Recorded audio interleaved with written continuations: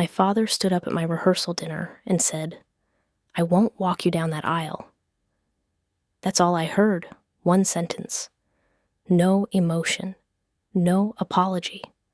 Maybe he said more, but in that moment, my ears folded shut. The room blurred. All I could feel was that one sentence, echoing like a verdict. Everything else was static. That moment wouldn't come for another week. But even before it happened, I could feel it approaching, like thunder rumbling just beyond the hills. I didn't move. No one did. Thomas, my fiancé, looked down at his hands like maybe he'd broken them just by existing. My mom flinched but didn't say a word. The air shifted. It felt like a hospital waiting room. Sterile, cold, full of people pretending they weren't dying. I smiled. That fake, brittle smile you do when you hope someone's kidding. But he wasn't. He picked up his glass of water and took a sip. I wanted to scream. I wanted to vanish. Instead, I stood up. "I guess you won't be there at all then?" And I walked out. Not just from the restaurant, from the version of myself who still needed his permission to be loved. That moment should have ruined everything, and for a while I thought it did. But the truth is, it was never about that one sentence. It was about the months that came before it. The slow boil, the silences, the way he started looking at me, or not looking, like I was someone else. It started small, first tone, then glances, then absence. He skipped the cake tasting, the walkthrough, the meeting with the officiant. When I pointed it out, he smiled without his eyes. "You're doing great without me," he said. It didn't feel like support. It felt like detachment, like he was backing out of our story. I told Thomas maybe my dad was just stressed. Maybe I was imagining things. Thomas nodded, said he didn't take it personally, but I did. And that's when I overheard the phone call. It was a Sunday. I'd stopped by to grab old photo albums. Dad was in the kitchen, on the phone with my aunt. He didn't know I was in the hallway. I heard him say, "She's making a mistake. He's not stable. This'll be her cross to carry for life." He wasn't angry. He was calm, clinical even, like he'd already grieved me. I left without a word, drove in circles for an hour. I couldn't cry, couldn't breathe, and in that moment, I felt like a child. I didn't tell Thomas. Not then, not for weeks. I pretended to be fine because I was afraid that if I said it out loud, I'd make it real. Because part of me, the quiet, ugly part, wondered if Dad was right. Here's what I haven't said yet. Thomas has bipolar II disorder. He was diagnosed 6 years ago, before we met. He takes meds, sees a therapist, no episodes in 3 years. He's also the kindest man I've ever known. Folds our laundry by color. Texts my mom even when I forget. But my father only saw the diagnosis. He didn't want information. He wanted control. And when he lost it, when I refused to ask his permission, he took back what he thought I still needed. His blessing, his name, his presence. That rehearsal dinner wasn't a performance. It was a funeral. Not for our relationship that had died weeks before. It was a funeral for the idea we were ever on the same side. Because when I stood and walked, something inside me collapsed. Not from pain, from relief. I wasn't his daughter anymore, but at least I finally knew the terms. After the rehearsal dinner, I didn't sleep. I lay next to Thomas, staring at the ceiling fan spinning slow circles in the dark. Each rotation sounded like a clock hand counting down to something I didn't want to face. I wanted him to ask. I wanted him to press a hand to my chest and say, "Tell me what your father meant." I wanted to scream it all at once. His silence, his absence, the words I'd overheard, but I didn't. Instead, I said I had a headache. Thomas turned off the lamp, kissed my forehead, and whispered, "Try to rest." And I hated how relieved I felt, because that night, I realized something I didn't want to admit. I didn't want to know if he'd already guessed, if he'd heard the rejection loud and clear, and just decided to protect me from it. What if he had? What if he knew my father hated him and was pretending too? We met with the wedding planner the next morning. My smile was stitched to my face. I ticked boxes, approved flower arrangements, nodded at seating charts. I watched myself perform like a stranger in my own body. My mother texted once, "Let's talk soon. He's still upset." I didn't respond, because she didn't ask if I was. The silence between me and my father had shifted from Cold War to vacancy. No emails, no, "Can I still walk you?" No seat reserved. It became easier to pretend he was just being my dad, the man who always had too many thoughts and too few words. Thomas didn't push, but something in him started to retreat. He began doing that thing he does when he's scared, cleaning, not normal cleaning, ritual. Every dish scrubbed like one more thing he could control. I found him reorganizing the closet, shirts off hangers, piles by color and season. I didn't ask. I sat on the carpet and matched socks like they were evidence in a trial I didn't want to win. We didn't say the word dad. We didn't say bipolar. We didn't say, "Why does he hate me?" But it sat between us. Heavy, ticking. 2 weeks before the wedding, I got an email from my cousin Mark. Subject, "Are you okay?" He'd heard something, that the father of the bride might not attend. People were speculating. I replied, "I'm fine. Everything's fine." The safest lie I knew. But that night, I watched Thomas sleep and whispered the truth to the dark. I wish it were true. Because part of me was scared too. Not of Thomas. Not of loving him, but of the version of life I didn't know how to prepare for. I'd done the research. I thought I was ready. But knowledge doesn't kill fear. It just needs an opening. And my father had torn one wide open. The weekend before the wedding, my mother dropped off a bracelet. It used to belong to my grandmother, a small, delicate thing, silver and blue. She stood in the doorway, held the box. I offered coffee. She declined. She asked if I'd spoken to Dad. I said no. "He's just scared," she said. "I'm scared too, but I'm still here." She didn't reply, just placed the box in my hand and said, "Wear it if you want," then left. I didn't move for a long time. Hallway light behind me, resentment in one hand and a bracelet in the other, because somehow it always came back to him. His fear, his silence, his pain, and mine was background noise. The night before the wedding, Thomas sat with me on the porch, handed me tea. We didn't talk, just listened to the trees. Then he said, "If you need to walk alone tomorrow, I'll be waiting at the end." That almost broke me, because it was the opposite of everything I'd grown up with. My father taught me love meant guidance, boundaries, rules. Thomas offered none of that, just presence, no control, no demands, no permission required. And for the first time in weeks, I didn't feel small. I felt chosen. After he went to bed, I checked my phone. Missed call. Blocked number, no message, just that. I sat on the porch, wondering if it had been him, my father, pacing, dialing, hanging up. And I hated myself for hoping, because some broken, childlike part of me still wanted him there, still wanted him to say I was wrong, still wanted to be walked down that aisle. But I knew, deep down, he wasn't calling to say that. If he was calling, it was to remind me what I was giving up. And I couldn't hear that again.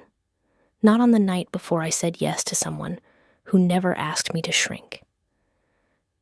2 days after the wedding, I saw him at the grocery store. I hadn't planned to be there. We were low on milk, and Thomas wanted to make pancakes from scratch. I went in with wet hair, a hoodie, no list, just muscle memory and a dull ache behind my ribs. And there he was. Produce, aisle. Left hand hovering over a bin of Honey Crisps, thumb pressing one gently, like he could bruise it with a thought. He looked relaxed, focused, like nothing had happened, like he wasn't the man who refused to walk me down the aisle, like he hadn't skipped his only daughter's wedding and vanished like dust off a suit. My heart stuttered. Not a jolt, not a sprint, just this sudden, aching hesitation, like it didn't know if it should keep trying. I froze. I was 10 feet away, holding a carton of strawberries I hadn't meant to grab, still in the crook of my elbow like a child with a toy she doesn't want anymore. He saw me. I know he did. His eyes flicked toward me, landed, paused, and then slid past, like I was a stranger blocking his way to the oranges, like I didn't belong to him, like I never had. Something broke. Not loud, not dramatic. It cracked, like a windshield in winter. Hairline. The quiet, spreading fast. I didn't call out, didn't wave, didn't flinch. I put the strawberries back, walked out without buying anything, didn't even blink at the cashier. I sat in the car with the engine off, hands still sticky from the produce section, cold air fogging the windshield, the crack widening in my chest. And that's when it became real.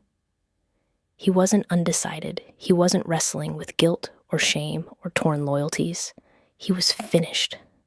He had made peace with it. He had chosen not to be my father anymore. I didn't tell Thomas.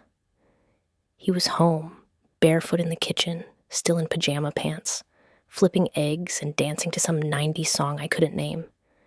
He was singing off-key and burning toast. It felt too gentle to rupture. I couldn't bring that into the kitchen. Couldn't bleed on the tile. So I kissed his shoulder, smiled like nothing was wrong, and said, "Smells amazing." He grinned and said, "I'm a man of many talents." And for 10 minutes, I believed it. I believed we were just two people, newly married, hungry, tired, happy. But that night, I started dreaming of doors.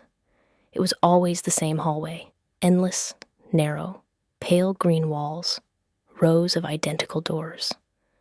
I'd run barefoot, pushing, yanking, pounding. None opened, but behind one of them, I could hear him.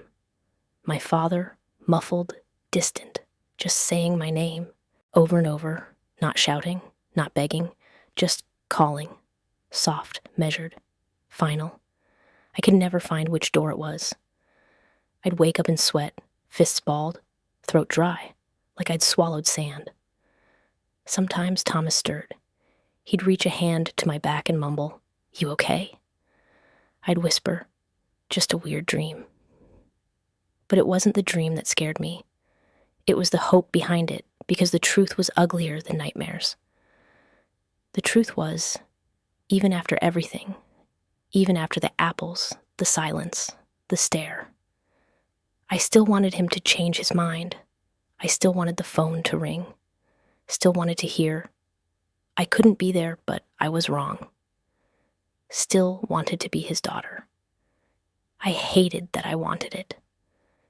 That I was still holding out for something that had already died. But grief doesn't listen to logic. It feeds on hope, even poisoned hope. A week later, I got a letter. No return address, just my name, handwritten in his stiff, formal script. I knew the handwriting. It was on my lunch notes in middle school. On birthday cards signed with a shaky, blocky, "Love, Dad." I sat with it in my lap for 10 minutes.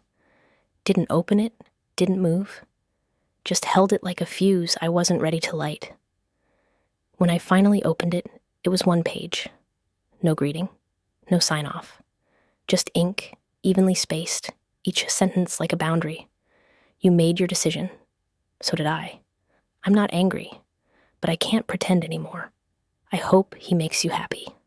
I won't be part of it. That was it? No. Love, no. I'll miss you, no. I don't know how to do this, but I'm trying. Just a quiet declaration of absence, a note to make it official. I didn't cry. I tore it in half, then into fourths, then into confetti. I flushed some, threw the rest out. But even in pieces, it stayed, in the trash, in the corner of my vision, in my chest. It didn't feel like rejection. It felt like erasure. That night, I found Thomas folding laundry. He was sitting cross-legged, making perfect squares out of our shirts, lining them up like peace offerings. I sat on the floor beside him, watched, silent. I wanted to tell him, the grocery store, the stare, the letter, the dream. But I didn't because I realized something terrible. If I told him, I'd have to admit what I'd really lost. Not just a parent, but a story. The story I'd been carrying since childhood. The one where I was chosen, unconditionally loved, seen and held and fought for. That story had ended without warning, and I didn't know how to write a new one. Not yet. So instead I said, "Do you think we should send thank you cards this week?" Thomas looked up, smiled gently, said, "Yeah, I was thinking the same." And we moved on, like people do. Because life doesn't pause when something inside you breaks. It just keeps walking, and you either learn to limp quietly, or you teach yourself how to walk with new bones.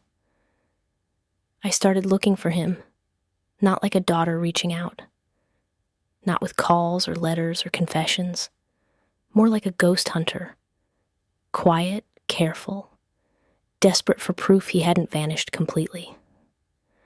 I refreshed the local news site every morning, searched the alumni bulletin from his old college, even though he'd always said it was a waste of time. I checked Facebook groups he used to lurk in, searched his initials like a scavenger hunt. I scanned crowds when we went out, looked twice at gray sedans that passed our block, wondered if he still walked the same grocery aisles, if he ever drove by the house, if he still kept the photo of me at 16 on his desk. The one where I was holding a tennis trophy, sweaty and beaming, and he was laughing like I'd already made him proud. I didn't want contact, wanted evidence that he still noticed I was alive. At night, I found myself scrolling through our wedding photos, not for joy, for absence. I'd count the faces that didn't show up. I kept a mental list, 3 cousins, my uncle, one of my aunts, people I'd grown up hugging every Christmas, whispering inside jokes before grace. Gone. No message, no call, no excuse. Like they'd all gotten the same script. If he's out, we're out. It wasn't spite. That would have been easier. It was loyalty. And that made it worse. Because it confirmed something I hadn't wanted to believe. That family isn't always a net. Sometimes it's a gate. And when one person walks out, the others don't pull you back. They close it behind them. Thomas started noticing. He never said it directly, but I caught the way his eyes lingered on me longer when I stared at my phone. The way his voice softened when he asked, "Everything okay?" Once, he asked if I was waiting for something. I said no. He nodded. Didn't ask again, like he knew I was lying, but didn't want to watch me break it open. That became our pattern. Gentle questions, softer silences. We weren't drifting apart, not from each other, but from the versions of ourselves that had once believed everything would settle with time. A month after the wedding, we had dinner with friends. The wine was flowing. The jokes were sharp. Someone made a quip about in-laws. Another added a story about a holiday disaster and a mother-in-law who locked the turkey in the garage by accident. When the spotlight turned to me, I laughed, said, "My dad just needed a longer vacation, I guess." They laughed, relieved by the levity, and for a second I felt like I'd told the truth. Because in a way, that's what it was, a vacation from love, from effort, from me. Later that night, I stood in the bathroom, toothbrush in hand, and stared at myself in the mirror. Past the face I recognized, into the silence behind my eyes. And I felt it. Shame. Not of him, of me, because somewhere in my gut, I wondered if I'd caused it. Not by marrying Thomas, but by believing I could have both, love and acceptance, Thomas and my father. But some people don't share. They make you choose. And when you do, they make sure you regret it. One morning, I found a bag of lemons on our porch. No note, no explanation, just a grocery bag. Lemons inside. I thought it was a mistake. A neighbor maybe, a delivery gone wrong. But then something clicked. When I was a kid, whenever I got sick, my dad would make lemon tea, not packets. Fresh, with honey, 2 slices. He used to say, "It burns the bad stuff out." And I stood there, bag in hand, wondering if this was his way of trying, his silent olive branch, his cracked door. But there was no note, no initials, no certainty, just citrus and memory. I didn't tell Thomas. I made lemonade. He drank it, smiled, said, "You always make things taste better." And I thought, not everything. Some things stay bitter, no matter what you add. A week later, I saw a new follower on one of my social accounts. No posts, no picture, just the initials, JR, my father's. Could have been anyone, could have been nothing. But I stared at it for 20 minutes. Clicked, blocked, unblocked, clicked again, like pressing your ear to a wall, hoping to hear breathing. But all I got was static. Silence has a texture, I've learned. It can be soft, or sharp, or sticky, like honey left too long in a jar. Sometimes Thomas asked about my mom. "How's she doing?" I'd say. We text sometimes, which was true, but the texts were safe. Surface level, no sharp edges, no mentions of him. It was like the word dad had been sealed away, like we were both afraid of breaking glass. That silence became a room in my mind, a place I visited too often. No windows, no furniture, just echo. Sometimes I'd imagine he was there too, on the other side of the wall, not talking, not apologizing, just breathing, waiting, but never knocking. And I knew if I wanted to end the silence, I'd have to make the first move. I'd have to knock, but I didn't, not because I was angry, because I was terrified that even if I knocked, no one would open the door, and I wasn't sure I could survive being left out a second time. The rehearsal dinner was supposed to be simple. Dinner, but friends. Laughter in a room full of warm light and practiced joy. One final night, to pretend that everything was okay. We booked a quiet bistro just outside the city. Exposed brick, string lights across the ceiling, candles set in glass jars along a long wooden table. It looked like a Pinterest board for peace. Thomas looked like he was holding his breath all evening. He smiled, but only with his mouth. The rest of him was braced, like a man waiting for a wave that hadn't hit yet. My mom kept glancing at the entrance, then back at her napkin, then the door again, and then he walked in, my father, gray suit, no tie. Hands in his pockets, no expression on his face. Everything shifted. You could feel it, like a storm rolling into a room full of people in sandals, subtle at first, then undeniable. Chairs scraped, glasses stilled.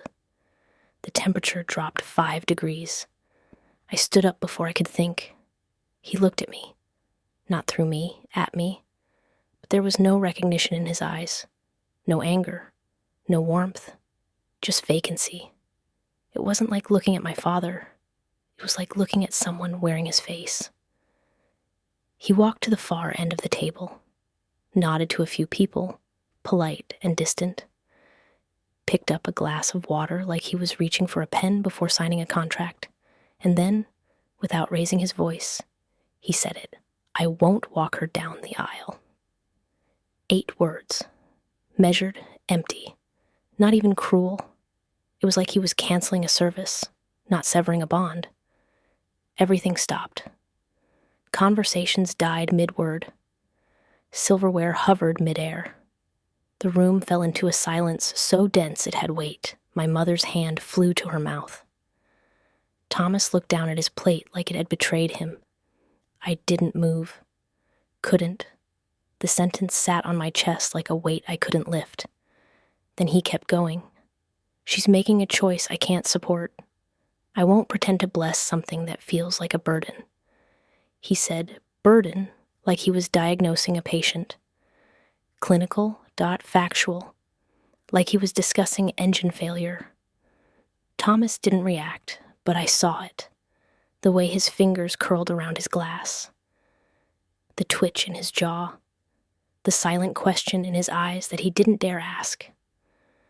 My cousin shifted in his seat. Someone coughed.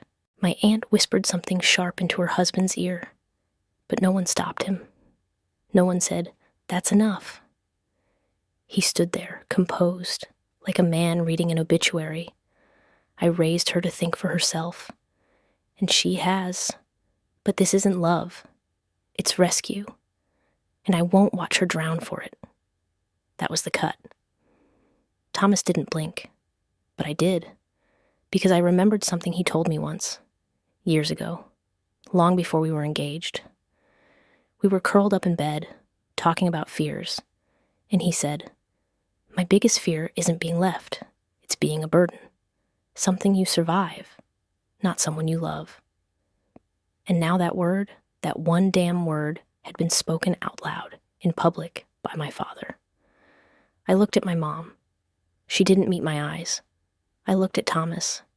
He wasn't looking at anyone, just breathing, shallow and quiet, like he was waiting for the room to end. I looked down at the table, the candles, the name cards I'd handwritten, the people we'd chosen to share this joy with. And I knew, if I stayed quiet now, I'd carry that silence forever. So I stood, pushed back my chair. My hands were shaking, but my voice wasn't. I said, "Then don't come tomorrow." Simple. Flat, like a judge handing down a sentence. He didn't reply, didn't yell, didn't ask me to reconsider. He just sat down and poured himself another glass of water, and I turned. Walked out of the room, past friends, past family, past history. I didn't cry in the hallway, didn't scream. I just stood against the wall, breath clawing at my ribs, and waited for someone, anyone, to come after me. No one did. That's what stayed. Not his speech, not the betrayal, the absence. No one called it cruel.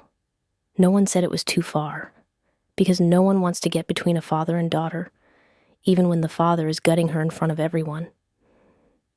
10 minutes later, Thomas came out, didn't say anything, just wrapped his arms around me. No words, just warmth. Held me like something sacred had been shattered, and neither of us knew how to grieve it. We stayed like that, still, quiet. Then he whispered, "Let's go home."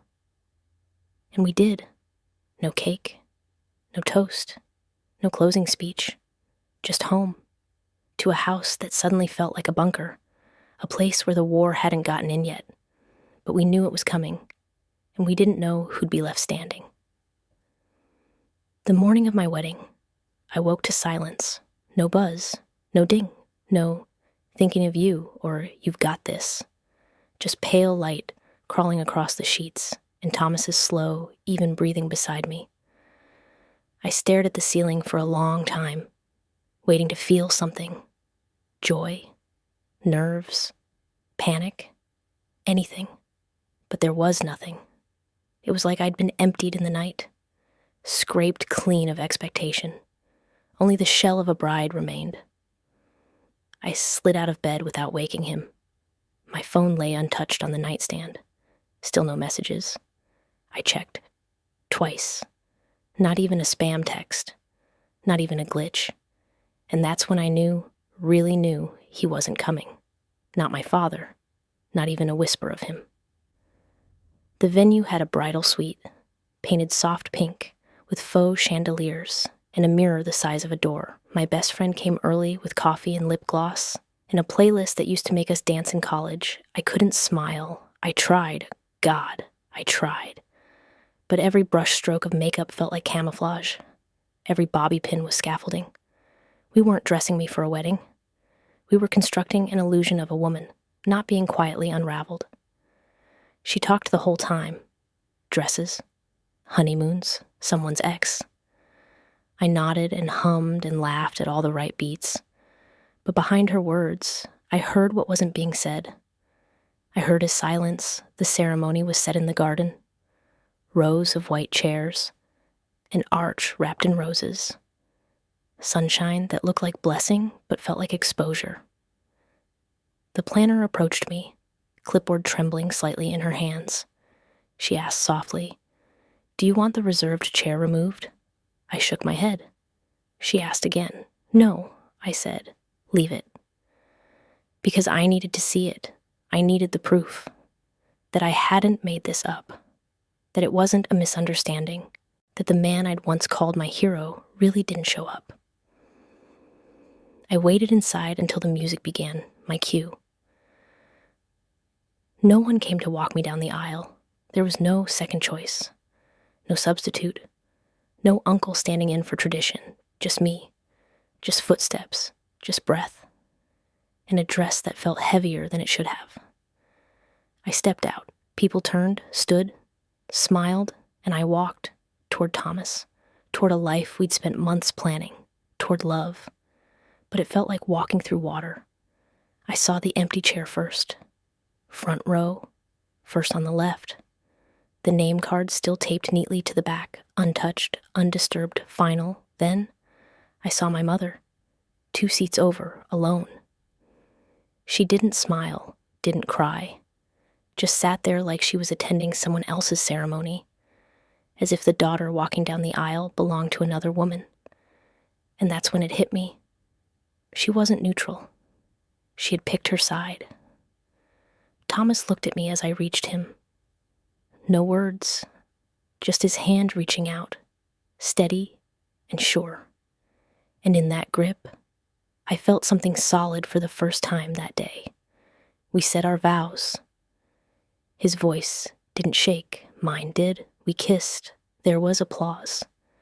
But it felt like white noise, like the closing credits of a movie you're no longer watching.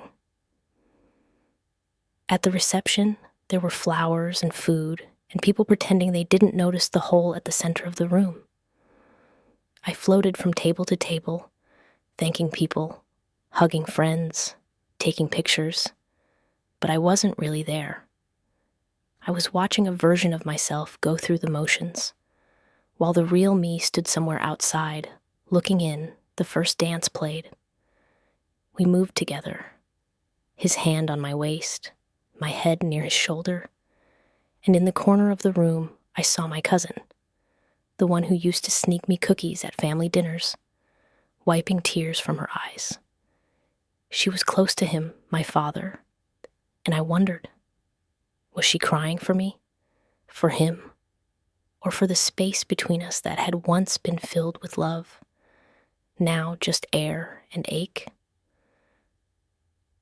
Someone asked where my dad was. A guest. Friend of a friend, oblivious. I smiled and said, he couldn't make it.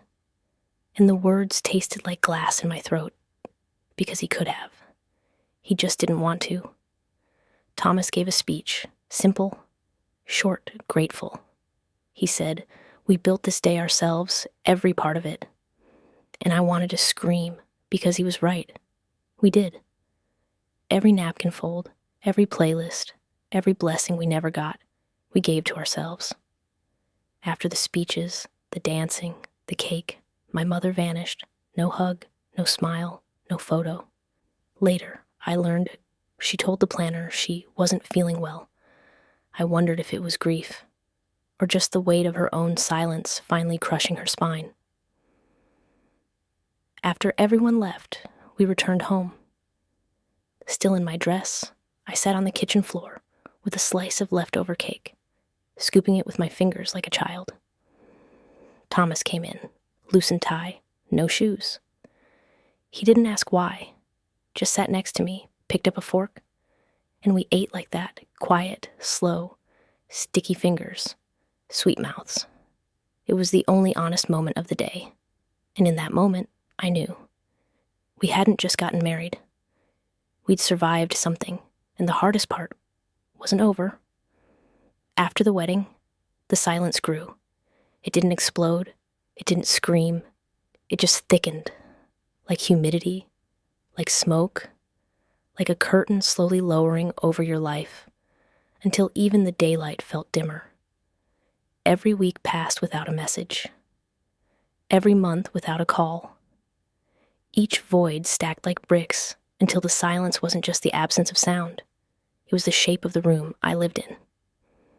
At first I checked my phone too often, waiting, hoping, then not hoping, just checking. There's a difference. Hope is sharp, heavy, expectant. Habit is dull, hollow. A muscle memory you don't know how to quit.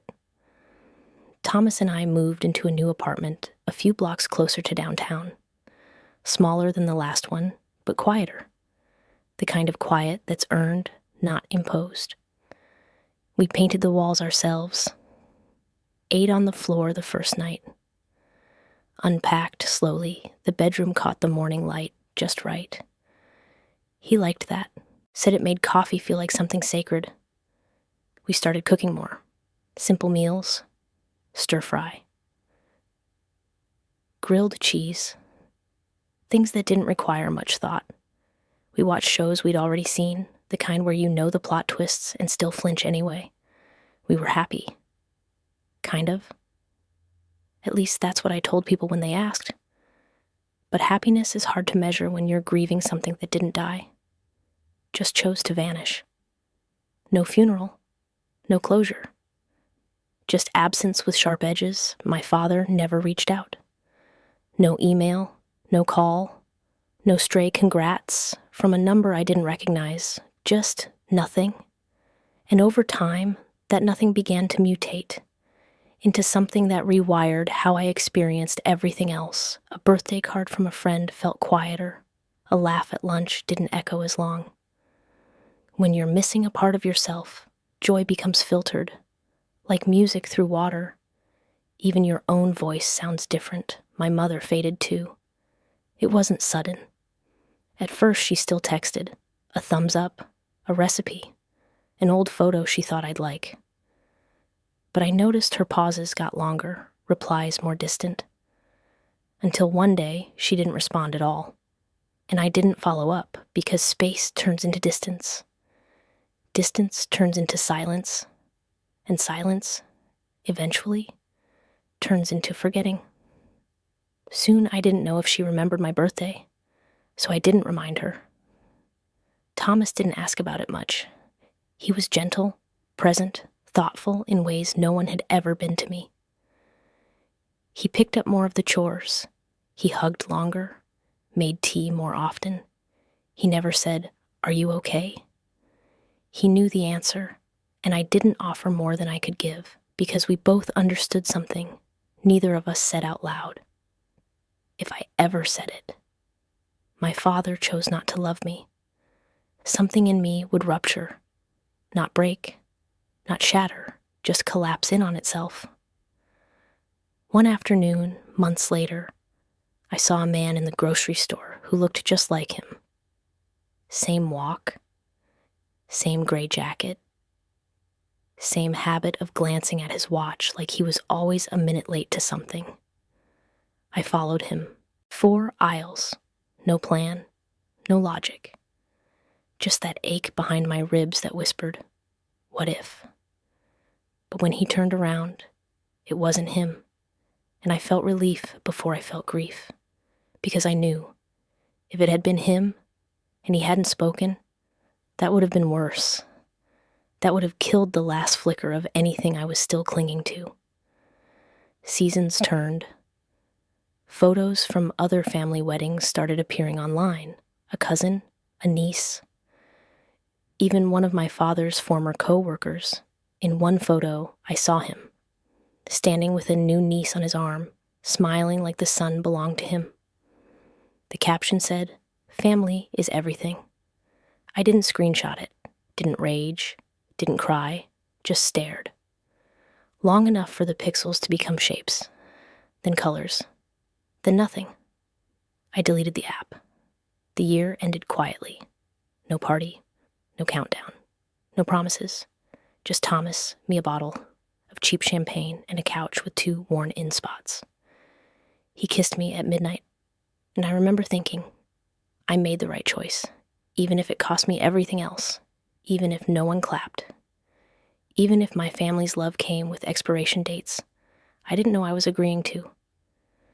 This man beside me, he never asked to be rescued. He just asked to be chosen, and I chose him. In April, a letter arrived, handwritten, no return address. I knew the handwriting before I opened it. My aunt, my father's sister. We hadn't spoken since before the wedding. The letter was short, 10 lines. Neat, precise. But every word felt like a pin in my chest. Your father rewrote the will. You're no longer in it. I thought you should know. I read it twice, then again. And the ache wasn't rage or betrayal. It was erasure. I hadn't just been cut out of a document. I had been declared non-existent. Later that same night, I got an email. Subject line, "I'm sorry." It was from my uncle, my father's younger brother, a man I barely remembered from holidays and blurred childhoods. He wrote, "I should have spoken up. I knew Thomas was a good man. I just didn't know how to disagree with your dad and still stay in the room. I'm sorry I wasn't braver." No excuses, no redemption arc. Just a man telling the truth, too late to change anything, and yet it still mattered. Because when silence has swallowed you for so long, even the smallest word can feel like rescue. That night, I cried, not because it hurt, but because silence is heavy, and I had been carrying it alone. I almost wrote him after the letter from my aunt, after the email from my uncle, after weeks of carrying silence like it was a second spine. I sat at my desk for over an hour. Blank screen, fingers hovering, breathing like each inhale might dislodge a word. It wasn't anger that kept me from writing. It was a fear, not of what I'd say, but of what he wouldn't. What he wouldn't acknowledge, what he wouldn't return, what he might read and simply close without feeling anything. I typed the first sentence 4 times. "Hi, Dad." Too casual, like we were still on speaking terms. "Dear Dad." Too formal, like I was applying for the role of his daughter again. "Are you proud of me?" Too naked, too raw, like peeling skin off a healing wound. I sat there, watching the cursor blink, watching my own reflection in the screen, and I hated the part of me that still wanted to explain myself. I hated that I still imagined a version of him, the one from my childhood, reading my words and feeling something shift. I thought about starting with the basics. I got married. We live in a quiet part of Portland now. Thomas was promoted to senior developer last month. Safe things, sterile updates, news that didn't beg for love, just acknowledgement, but nothing landed. Every sentence felt like placing bricks in a house I knew he wouldn't enter. I tried honesty next. I was hurt. "I miss you. I wanted you there."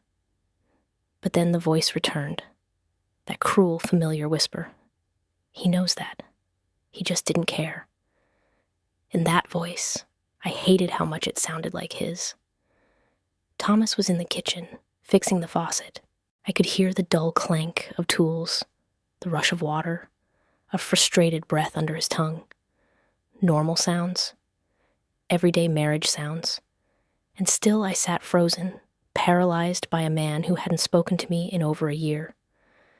That's the thing about absence. It doesn't shrink with time. It expands. It roots itself in places you didn't know were soft.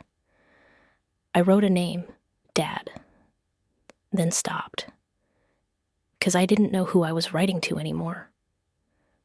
Was it the man who used to sing Bruce Springsteen on road trips, who let me fall asleep on his shoulder during baseball games, who danced with me in the kitchen on my 15th birthday, or was it the man who looked me in the face and said, Thomas was a burden? The man who turned a celebration into a trial, who sentenced my marriage before it began.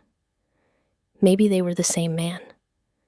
Maybe I had just refused to see him clearly for too long. I didn't delete the letter, but I didn't send it. I didn't even save the file.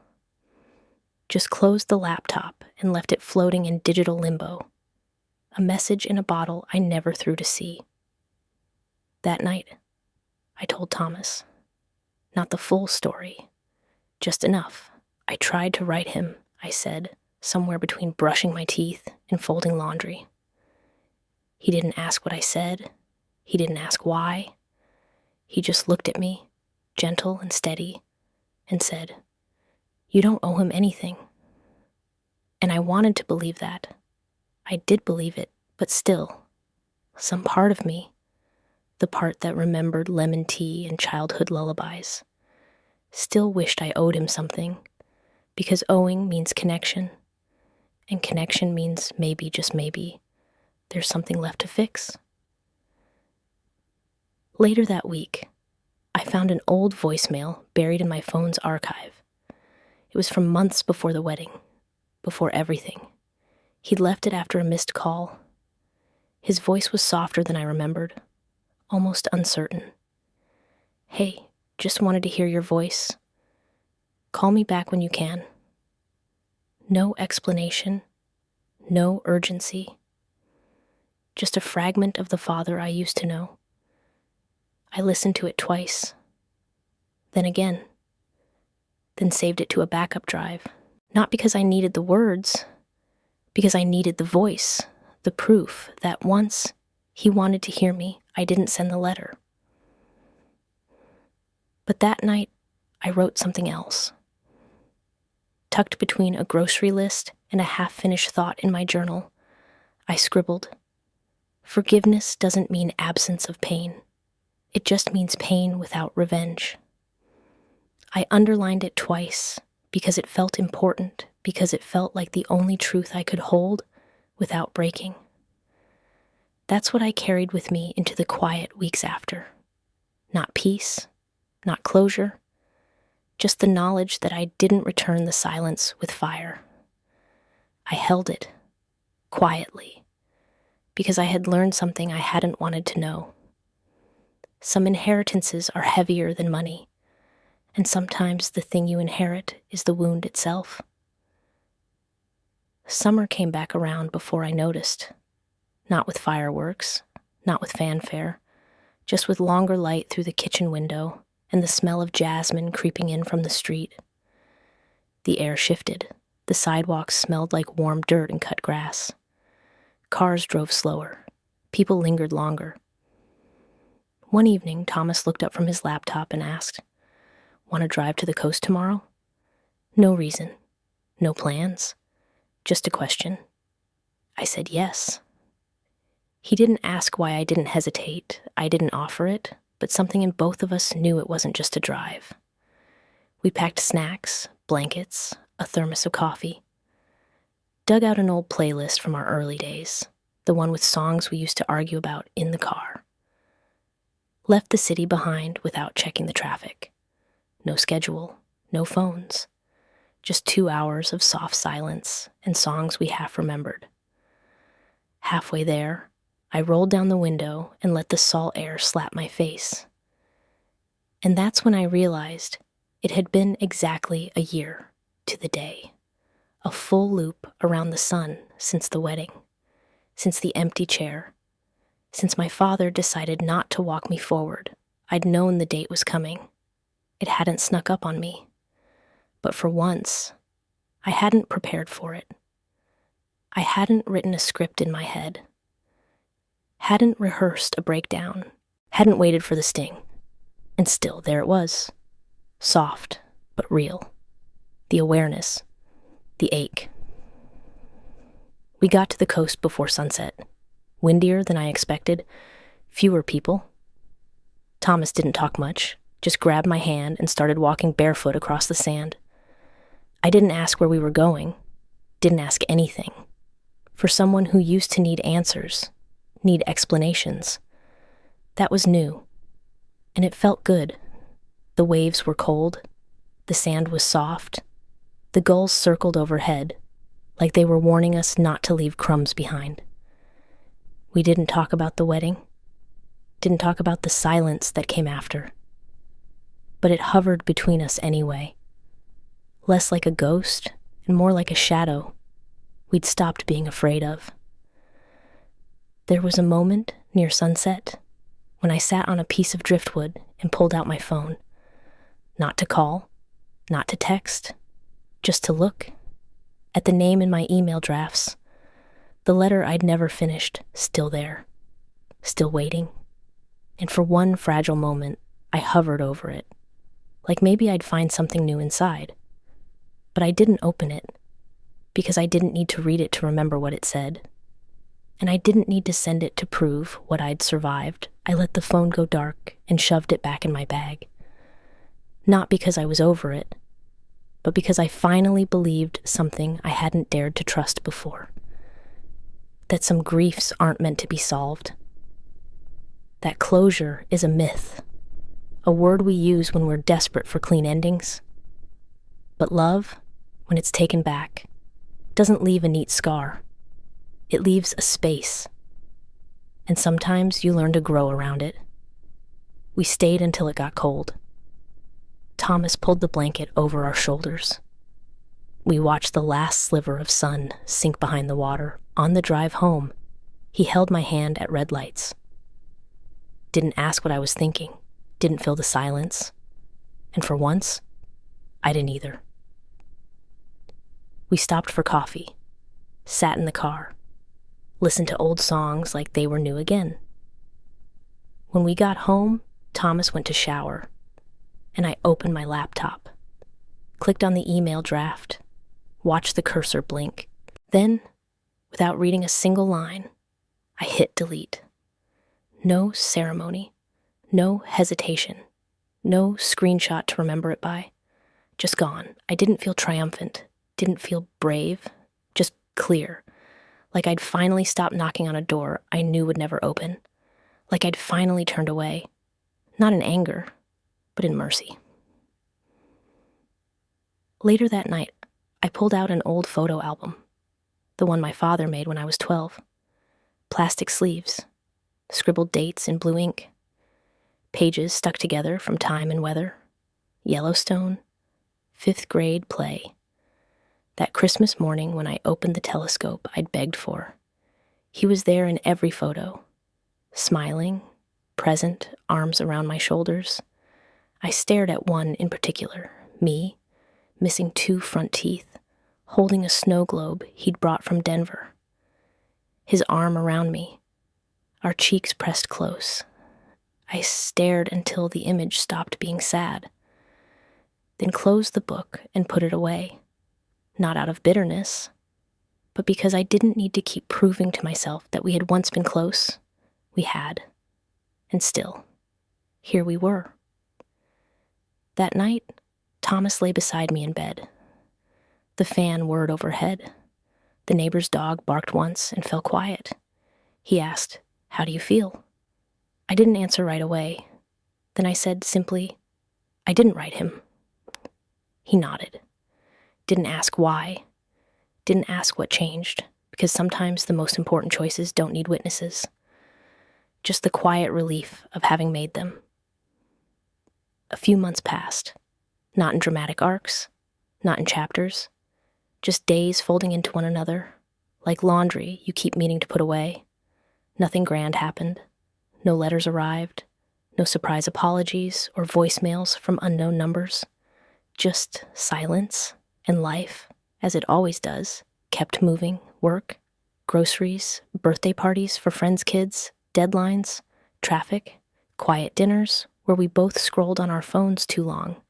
The small rhythms of survival, but every so often, in a parking lot or a bookstore, I'd scan the crowd without meaning to, looking for his face in places I knew he'd never be.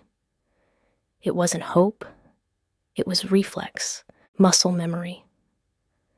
The part of me that hadn't caught up with reality yet, the part of me that still believed fathers circle back eventually, that they send a card, that they soften with age, that they blink and realize what they've missed, but nothing came. Until one afternoon, the kind that feels like a held breath, my phone lit up with a name I hadn't seen in a while, my cousin, just a few words. "Have you heard?" I wrote back. "Heard what?" She hesitated. I saw the typing bubble come and go. Then finally, "He had a heart attack, minor. He's okay, recovering." I stared at the screen. No follow-up, no number, no request to call or visit, just information delivered like a weather report. And here's what shocked me most. I didn't cry. My chest didn't tighten. My hands didn't shake. Just this slow, strange emptiness, like a window had opened in a room I didn't realize was sealed. I sat with it, let it settle. Then I put the phone down. I didn't call the hospital, didn't ask who was with him, didn't send flowers. Because by then, I understood something I hadn't been able to admit before. Even if he'd asked for me, even if he'd whispered my name in a post-op haze, I wasn't sure I would have gone. And I wasn't proud of that. But I wasn't ashamed either. That's the strange grace of grief. Eventually, it stops shouting and just starts existing. Like wallpaper, like gravity, the world didn't pause. Bills still came. The barista still remembered my order. Thomas still laughed too hard at the same dumb show about baking fails. And that's what struck me most. How something could break you in half, and yet the world wouldn't notice, wouldn't even blink. It just kept going. And eventually, so did I. A week later, I did something I hadn't let myself do in over a year. I played the voicemail, the one from before the wedding, the one I'd saved like a fragile relic, his voice, casual and warm. "Hey, just wanted to hear your voice. Call me back when you can." I listened twice, then I recorded over it, not in anger, not to prove anything, just to make space. Because that's what healing started to feel like. Not rebuilding, not replacing, just making room. Room for new memories, room for quiet, room for the version of myself that didn't need to hold on so tightly anymore. I didn't tell anyone I did it. Some things don't need witnesses. A few nights later, I sat on the back porch. It was warm. The crickets were loud. Thomas was humming inside the kitchen, rinsing dishes. The air smelled like early summer. And I thought, maybe the echo never leaves. Maybe it just gets quieter. Maybe the longing dulls, not from forgetting, but from no longer begging to be answered. I didn't check the mailbox anymore. Didn't refresh inboxes. Didn't scroll through social accounts with secret usernames. The absence was still there, but the ache wasn't sharp. It had settled into something softer. Not numbness, not peace, just stillness. I never wrote back to my uncle, never replied to my aunt, not because I was angry, but because there was nothing more to give. No more pieces of myself to explain or repackage. I had already bled everything, and what was left, I needed to keep, for me. Here's the last thing I'll say, the last thing I know for sure. My wedding dress still hangs in the closet, still zipped in that plastic garment bag, unwashed, untouched. The hem still dirty with sand from the beach where we took our last photos. I've thought about selling it, donating it, boxing it away, but I haven't because some days when I pass by, I run my hand along the sleeve, and I think, he really didn't come. And that thought no longer hollows me out. It just lives with me now, quietly, like an echo. What would you do in my place? Please write your thoughts in the comments. I will be happy to read them.